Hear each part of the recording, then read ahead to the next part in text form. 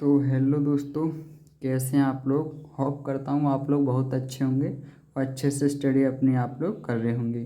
तो आज का टॉपिक मेरे भाई होने वाला है क्लास 12 फिजिक्स चैप्टर 3, ठीक है, जो कि किरचॉफ का नियम। दोस्तों इसको मैं आपको इतनी आसानी से सिखाऊंगा कि आपको यूं ही याद हो जाएगा, ठीक है। तो किरचॉफ के दो नियम होते हैं। एक होता है उनमें से इसे हम किरचॉफ का प्रथम नियम भी बोलते हैं और इसको ही हम संधि का नियम भी बोलते हैं, इसको ही हम धारा का नियम भी बोल देते हैं, ठीक है दोस्तों।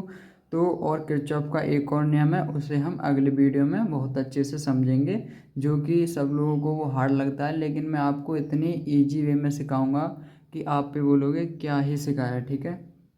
तो दोस्तों ये छोटी सी एक नंबर की बात आप लोग याद रखिए, ये हर बार पूछा जाता है एक नंबर में कि ये जो किरचॉफ का प्रथम नियम है ये किस सिद्धांत पर कार्य करता है। तो मेरे भाई वो सिद्धांत पर काम करता है आवेश संरक्षण के पर, ठीक है। तो इसको आप लोग अच्छे से समझ लीजिए, एक नंबर यहाँ पे आपका पूरा हुआ।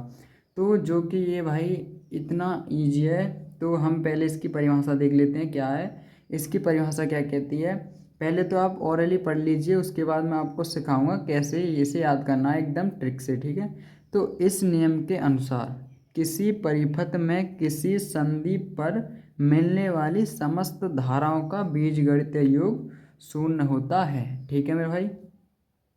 तो इसमें क्या है, जो ये हमारे दोस्तों ये संधि होती है, ये होती है ये बीच का, ठीक है। तो इस पर जो हमारी सब लंगते हमारी ये जो धारा आती हैं, ठीक है। तो जैसे कि हमारी यहाँ से आई एक धारा, ठीक है, ये आ गई पहली I1, दूसरी यहाँ से आई I2, तीसरी यहाँ से आई I3, चौथी यहाँ से। अब क्या हुआ, अब यहाँ से ये धारा जा रही है, I5 जो जा रही है, I6 जा रही है, I7 जा रही है, I8 जा रही है। तो ये सारी जा रही हैं आ रही हैं, मिल तो एक ही संधि पर रही हैं ना, जो एक ही बिंदु पर, ठीक है। तो इसको ही हम प्रथम नियम बोलते हैं। इस नियम के अनुसार किसी परिपथ में किसी संधि बोले तो यहाँ पे मिलने वाली समस्त धारा, जो कि ये समस्त धारा जितनी भी धारा होंगी उनका बीजगणितीय योग शून्य होता है, ठीक है मेरे भाई। तो बीजगणितीय योग शून्य बोले तो एक आप याद रखिए, जो हमारी धारा आ रही हैं, ठीक है दोस्तों, जो हमारी धारा आ रही हैं उन्हें बोलेंगे हम I1 योग बोला है ना दोस्तों।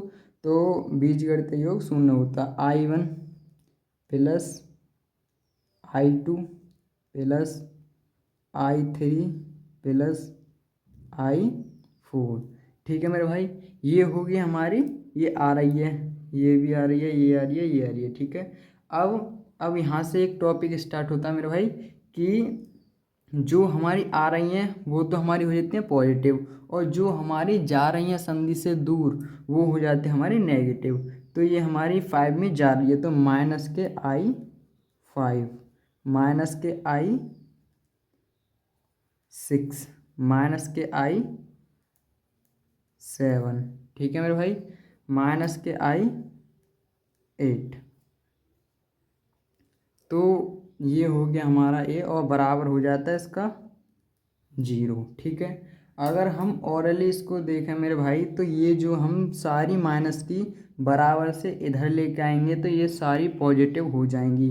तो हमारा हो जाएगा I1 plus I2 plus I3 plus I4 बराबर, ये सब इधर जाएंगे तो ये प्लस की हो जाएंगे, ठीक है।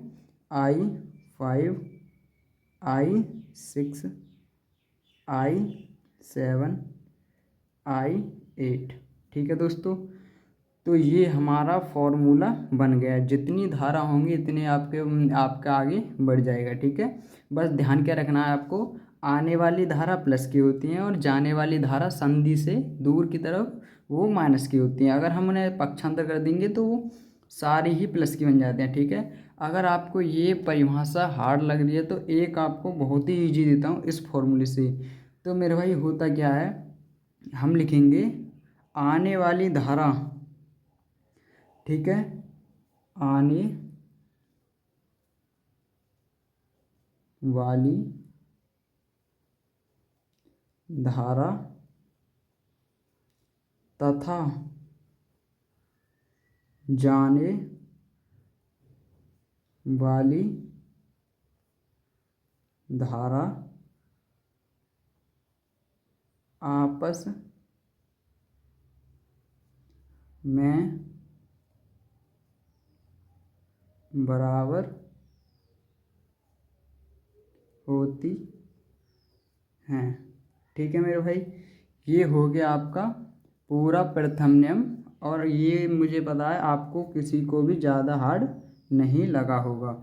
ये मेरे भाई ये वाली परिभाषा याद कर लो कि किसी संधि पे आके मिलती हैं सारी, उनका बीजगणितीय योग शून्य होता है, जो कि हमारा ये रहा। और अगर आप इन्हें पक्षांतर कर दो तो हम आसानी से कह सकते हैं आने वाली धारा, ये वाली, ये सब आ रही हैं 4 तक, 1 2 3 4, तथा जाने वाली धारा 5 6 7 8 ये सब जा रही हैं। तो जाने वाली धारा आने वाली धारा आपस में बराबर होती हैं। ठीक है, और ऐसे ही आपको सवाल में क्या करेगा, I1 की जगह पर 2 दे देगा, इसकी जगह पर 4, इसकी पैसे 5 5 रख के इनमें मान दे देगा। तो हमको इन मान में पुट करके सिंपल से 1 1 2 2 नंबर के ये क्वेश्चन दे देता है। तो होप करता हूँ ये टॉपिक आपको बहुत अच्छा लगा होगा। और किरचॉफ का द्वितीय नियम अगली वीडियो में मैं आपको सिखा दूंगा बहुत आसानी से। तो अगर फिज़िक्स का कोई भी टॉपिक चाहिए तो उसका नाम लिख के और मेरा नाम लिख दें बाई प्रवीण, तो आपको पहले नंबर पर मिल जाएगी। धन्यवाद दोस्तों।